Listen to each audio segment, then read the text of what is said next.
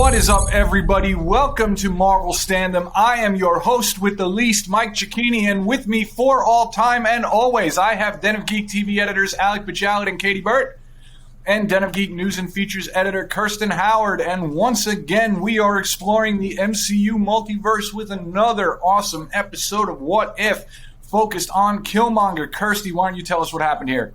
In episode 6, we find out what would have happened if Eric Killmonger had rescued Tony Stark from his 10 Rings abduction in the first Iron Man film. Never becoming Iron Man, Tony then brings the seemingly heroic Eric into the fold at Stark Enterprises, where Pepper immediately suspects something is off. It soon becomes clear that Eric has a familiar deadly agenda, and he kills Rhodey, T'Challa and Tony during a quest to infiltrate Wakanda and seize power.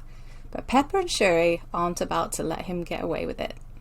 Very good. And I personally thought this was a very good episode, but it seems like reactions online are a little bit mixed. How did everybody feel about this one? I thought this episode was fine. That's a ringing endorsement.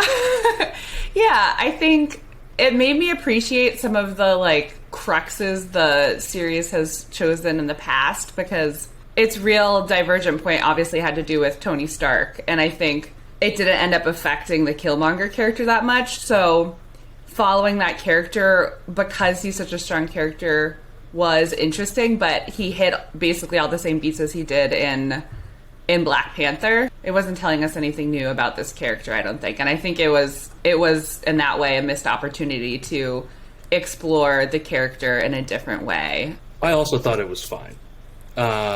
It's similar to the first 2 episodes of What If, in which we just have Captain Carter taking over for Captain Rogers and seeing how things play out, and T'Challa taking over Star-Lord and seeing how things play out. And in both instances, well, at least the first instance, things don't play out that differently. So yeah, I agree with Katie in the sense that this the endpoint's not that different from where it goes in Black Panther. Killmonger's story is the same, just with a lot of extra steps. But it was still fun. One aspect of this that I enjoyed was how intensely 2008 it was. I think we forget that Iron Man is a period piece now, and it's just jarring to go back to the now ended Afghanistan war, hear Thunderbolt Ross mention the Patriot Act, and see Shuri as a 9-year-old. So those elements were fun, I think. It's almost like visiting an old-timey era of the MCU, which I enjoyed. I enjoyed the episode. What stuck out to me was that Marvel seemingly loves killing Tony Stark. We've had 6 episodes of this series so far. He has died in half of them. We've got 3 left, and I'm taking bets, honestly, at this point. I've actually got a question from our readers here for you guys. Is Tony Stark destined to die in every MCU timeline? I mean, we all are, right? Eventually, yeah. Well, that's pretty philosophical. Yeah, they have killed Tony in the sacred timeline, or in our in the MCU as we know it. I don't know if that means his death hits less hard here, because the most painful death has already come to pass. Or if it doesn't matter, because this is a character that, formed the MCU and is obviously beloved to many, and it is sad to see him die. Although, again, here he's not the best iteration of Tony Stark. Are these deaths having less impact now? Is it like the Groundhog Day montage? The Groundhog Day montage without Bill Murray, with Bill Murray's brother. There's 2 things I really like about this episode, and one of them, actually, I have to disagree with you, Katie. I loved Tony in this episode, and I think this episode kind of reminded me of a lot of things that I liked about Tony Stark at the outset in the MCU. Like when we talked about Doctor Strange a couple weeks ago, I like when these characters haven't had their rough edges completely sanded off by the MCU tone as a whole, but also by their reputation and the heroism that we've seen in them. And so this is still, in a lot of ways, still the pretty unrepentant Tony Stark that that was around through, at least through Iron Man 2, now that I think about it. Tony didn't really become the Tony that everybody cried over when he died in Endgame until the first Avengers film. And here, I love that his first reaction to meeting Killmonger is like, "Hey, what's your afternoon like?" Which is just like such a corporate dickhead thing to say. It was kind of neat seeing Tony functioning as somebody who is still a rich corporate asshole, but has a strong sense of justice, or like has a sense of like what kind of should be happening versus what he doesn't want happening, especially in his name. Not to de-escalate the tension here, which is obviously very high, but I think we agree, Mike. When I say this isn't the best iteration of Tony Stark, I mean, in the context of like the world and his socialist, he's not good in the way that we see him eventually become good in the first Iron Man. But as a character, I think he works really well here, and it is interesting to see him. I didn't react as strongly maybe to what it meant to lose Tony in this episode, because Killmonger delivers my favorite line, I think, from this episode in that moment, which is the difference between you and me is you don't see the difference between you and me. So yeah, I do think they used the Tony Stark character here well. Also, thinking back to how critical the original Iron Man was of the U.S. military, which was not overly critical, but I think the MCU has become, had those edges maybe filed down a little bit as well. So to see that theme again in the MCU today was also interesting. I think, like Alec, I was thinking about the end of the Afghanistan war and just like how different 2008 was from where we are today, both in terms of like our politics, but also where the world is and where the MCU is. I do feel like we're spending a little too much time on Tony Stark, considering that this is very much the Killmonger episode, and this is so significant. This is the first time we've seen Killmonger since Black Panther. This is a character who is generally considered to be the best villain in the history of the MCU. I personally think so. Yes, I'm even counting Thanos in that.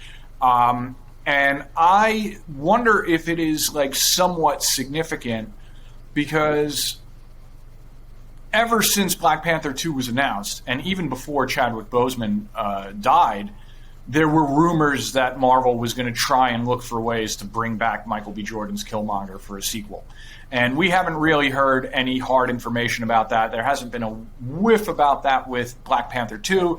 But once again, this is another one of those episodes where I feel like anytime they're centering characters in one of these episodes in particular ways, it's to remind the viewing public that there is more to these characters and their stories to tell. And I just wonder if there's anything going on with Killmonger here. It feels like there's interest on both sides because they've included, him here, and he seems to have happily come back. So I don't think we should shut the door on Michael B. Jordan coming back to the MCU. Well, as I pointed out, they get everybody back for these somehow. So, like, I don't know if I would really put that much stock into MBJ coming back because Kurt Russell came back, except for Robert Downey Jr. and Chris Evans, and Scarlett Johansson. Like, they got everybody. But I'm and Gwyneth Paltrow. Oh well, yeah. But remember when she didn't even remember that she was in Spider-Man: Far From Home? I mean, that's fair though. There's a lot going on. Yeah. This is a good episode for Michael B. Jordan fans, just in general, because there's like there aren't very many Marvel Easter eggs in this, but there are Michael B. Jordan Easter eggs. Like he and Tony both do the famous wire line, "If you come at the king, you best not miss." And then Killmonger is an anime fan, just like Michael B. Jordan. Something that the TV shows have done pretty well is kind of reclaiming the idea of Marvel villains as like comic book supervillains. Because in the movies, when it's relatively short and they don't have, issues and issues and issues of comic runs to kind of go over their villainry, they're usually very laser focused on one task and accomplish that task or don't. They started with Baron Zemo in Falcon and Winter Soldier, and now going through Killmonger in this, you get some fun mustache twirling, and they behave a little bit more like actual supervillains that are capable of for lack of a better word, villainy. Like, he just does villainy in this episode, which I did appreciate. I like getting, despite the fact that it ends in the same spot as Black Panther, I did like seeing some of the extra steps. There's never really a point where it seems like he's in danger of being found out, even with Pepper, like basically onto him from the beginning. Because I think he also pinpoints like who has power. I was just very impressed. He was so cold killing T'Challa. And then I just got so choked up seeing the coffin being brought back to Wakanda. Like, Jesus Christ. It's all too much for me. I know we've got one more Chadwick Boseman performance left, but I'm not ready. Like, these are hitting me hard. I had to appreciate, too, when he killed Rhodey, and, Rhodey is, like, trying to reason with him, like, look, you got to be part of the system in order to change it. And Killmonger's like, no, I can just burn it all down, too. But it's amazing to see that he's already more than adequately demonstrated that he's perfectly capable of being part of the system and changing it from within if he so chose. And that's kind of like the real moment where you go from, look, Killmonger's got a point. Like, Killmonger's always, like, really had a point. And that, to me, feels like the real moment where it's like, yes, but he is very specifically making a choice to do things a particular way here. And that is the real difference. It's so different from the way I think those, like, where is the line with these characters? I feel it's a very different place that we've seen that line drawn, elsewhere in the MCU. I think arguably, too, he is working within the system, and that the system is, war, and which involves killing people. And the thing is, his ultimate goal is not to control the, like, U.S. military system. It's to control Wakanda. So, he succeeds in that. Where does this version of Killmonger fall on the MCU manipulator scale? I feel like it's him and Zemo, like, kind of at the top of that food chain. But where are we at? Kirsty, you are the Zemo apologist. Where do you sit with this? Explain yourself, though.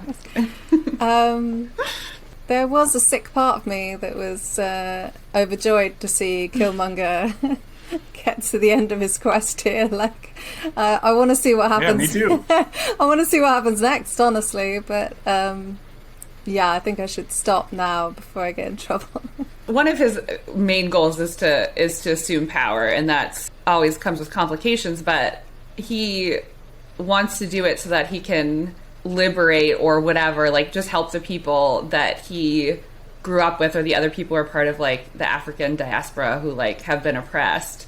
That tends to be, like, the kind of tension or dilemma that is at the heart of a good villain, is when they actually have a noble cause that needs to be addressed, and also when they're fueled from, like, by very, like, personal pain that I think it's easy to sympathize and or empathize with. So yeah, he's such a good character. This is pretty timely because with Shang-Chi and Legend of the Ten Rings in theaters, it is kind of nice to revisit the era of, the introduction of the Ten Rings. What does everybody think about this? I wouldn't have been able to tell you what it was before Shang-Chi was announced. So it was cool to rewatch an Iron Man retelling in some way, and to have that reference have meaning for me personally. I feel like every not every era, but the MCU is really good about setting the timeline further back. Because for us, it began in 2008 with Iron Man, and then by the time you get to Captain America, you realize that the superhero game's been going on longer than you thought it was, because it started back in World War II. And Shang-Chi in the Ten Rings takes it all the way back to however long Wenwu's been alive, which was thousands of years. So I think it's just a nice intermixing of our introduction to the MCU with the ultimate beginning of this universe as it is. And I just want to point out one other thing. When T'Challa first shows up in this episode, there is probably my favorite shot in any of these shows so far there's like a slow motion moment of him throwing a punch with his like entire body extended. And that looks like it is taken right out of one of the Jack Kirby Black Panther comics, where it's like nobody throws punches like that. It's just like full extension from the shoulder, like, you know, both legs like almost like coming out of like a lunge.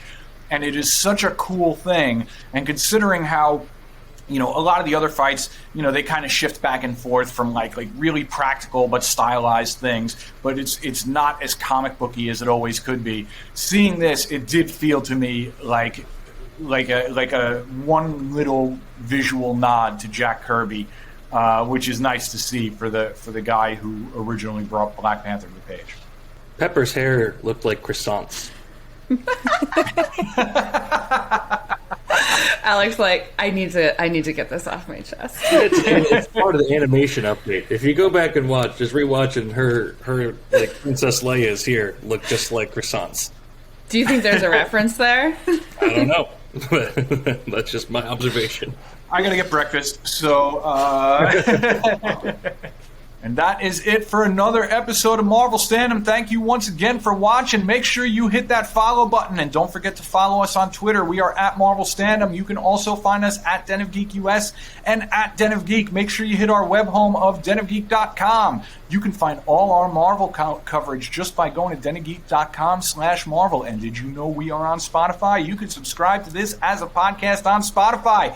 Don't leave us hanging. We want to hear from you. Drop us a line, marvelstandom at denofgeek.com. We will be back next week talking about everything the MCU multiverse has to offer. Thanks for watching, and we'll see you soon.